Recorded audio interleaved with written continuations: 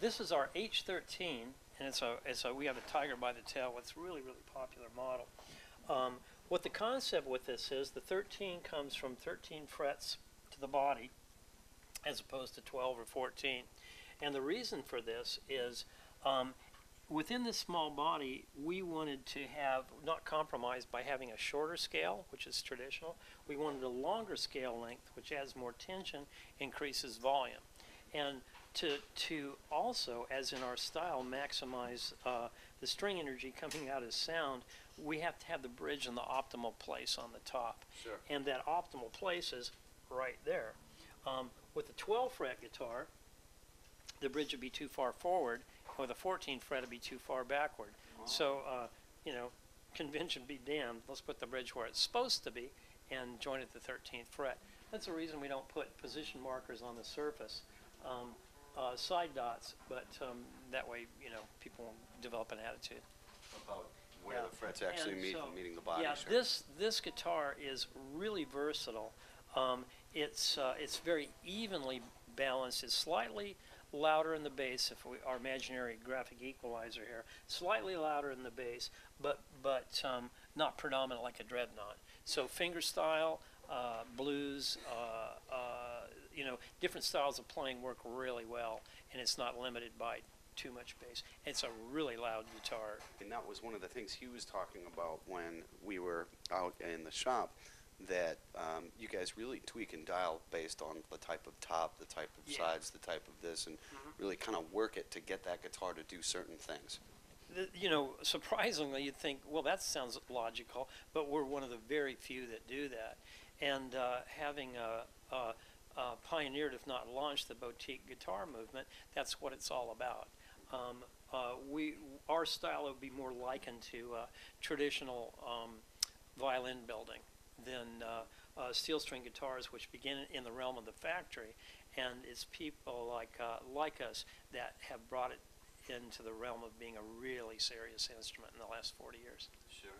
This is the Arlen Roth signature model, and Arlen Roth is known by most guitar geeks as a great player and a great instructor, and we were fortunate enough to develop a relationship with him and put this guitar together. So we have we've used some technology that we've just started using, which is a traditional technology that has kind of fallen off in guitar making. It's the use of hot hide glue, which in a production facility is a little difficult to deal with, but we've made it work for us, and we find that it's making a huge difference in the quality of the guitars that we're making. You know, tonally, they're just quite a bit sweeter. They seem to be louder. The glue dries harder, so that it just resonates much better. And that's just transfers.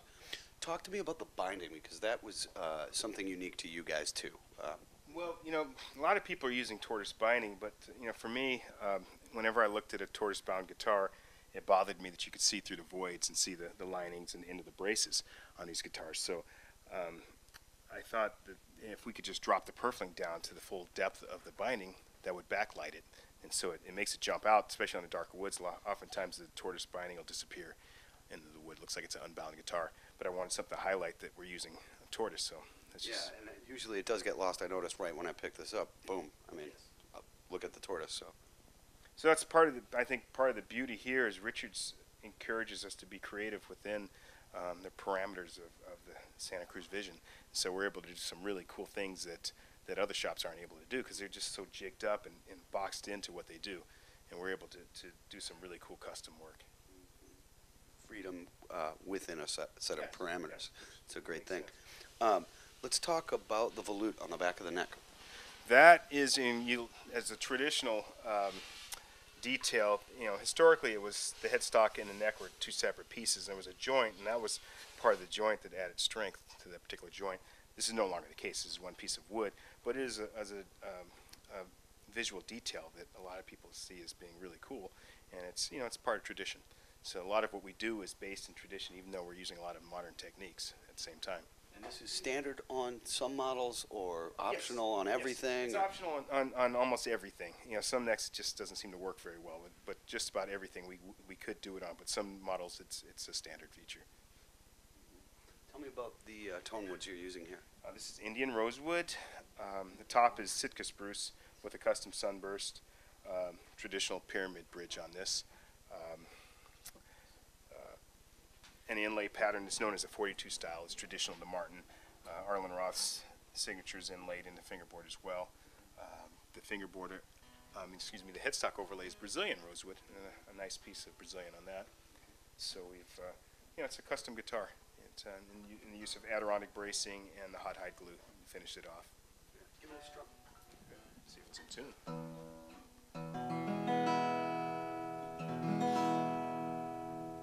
Good thumb, huh? Good thumb. Good tuner. Somebody's tuning them before they ship out.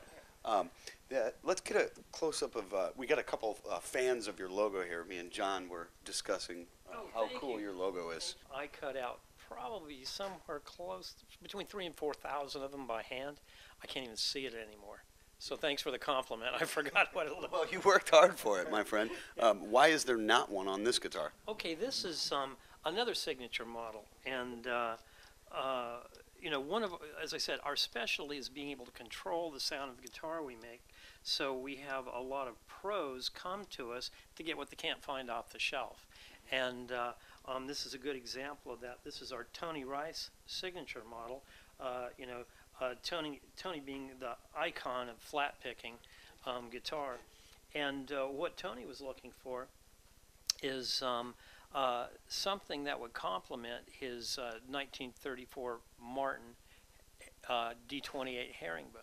A venerated guitar, both his and the whole genre of them, but he wanted more contemporary sound.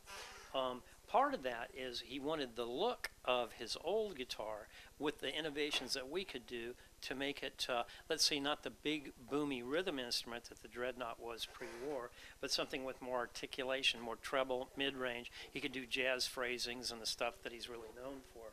So within that, he kind of wanted a Trojan horse. He wanted those innovations, but in a really familiar, acceptable package, the pre-war looking Dreadnought. So part of that was his old herringbone had no logo on it. So that was his request, no logo. And something in my embryonic marketing mind, in my 20s, I went, that's not a good idea. Yeah. Not to mention you cut out 3,000 of them. Yeah, really, yeah, that's right. So that was my suggestion. Let's put the logo on the 12th fret, and we get to promote ourselves, and he can put his hand over it if he feels like it. Here's the cool thing. From print that in the magazines, usually it's cropped right about here. So you don't see the logo. Same on television. You ever strain to try to see the peg head? They'll pan to about right here and back. This is wonderful. It always shows up. Yeah, no matter what. Yeah. So anyway, this guitar has the look of a pre-war Martin herringbone, but it's braced and voiced to have stronger mid-range and treble, therefore more articulation, more versatility for modern playing, and it's really loud. This is the Tony Rice model with Indian rosewood, standard, mahogany neck, genuine mahogany, and Sitka spruce. This is probably northwest British Columbia up into Alaska, and probably reclaimed, as I talked about, really, really old wood. We do a professional version that's the really old, beautiful Brazilian rosewood and a European spruce top. And that could come from northern Italy up into Siberia, depending on the tone that we're after. Sure. So the good stuff. Yeah, I like it. Hey, I had a quick question too that maybe you can talk about a little bit.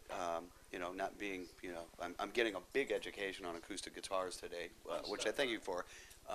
The split, the slotted headstocks versus non-slotted, and how that impacts the sonic values of the guitar. Sure. Okay, that is. Let's start there. What's the differences in making sound? There's more of a breakover, or there's a steeper angle of breakover at the nut. Okay, so if it's more downward pressure on the nut because these strings are winding down here instead of up here, and that creates the more pressure would create a more efficient transfer of vibration. So an open string could be argued that it would be louder in the open position. Okay. However, once you fret, you negate that. Gentlemen, thank you very much. I'm Brett. You're watching PremierGuitar.com.